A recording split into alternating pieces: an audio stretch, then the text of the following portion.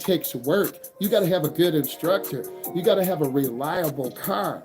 You got to have someone who knows the routes to take you on. You should be going through roundabouts, junction, merging on off the expressway. Today, we did a 2 mile loop.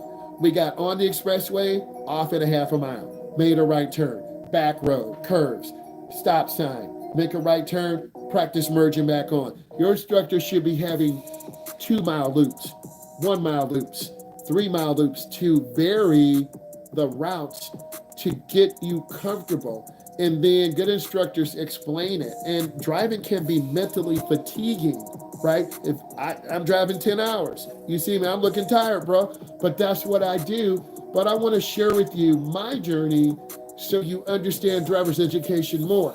And you understand, hey, this guy's pretty passionate. A lot of you will end up subscribing because, I'm going to go live. I'm going to try to go live every day, 3:05, 3 o'clock Eastern Standard Time, and then 7:45, 7:30, somewhere in there. But I'm here to answer your questions. Hey, is my instructor really training me, or are we just going in circles? It depends on the company, and it depends on the instructor, because I always want to be honest with my clients.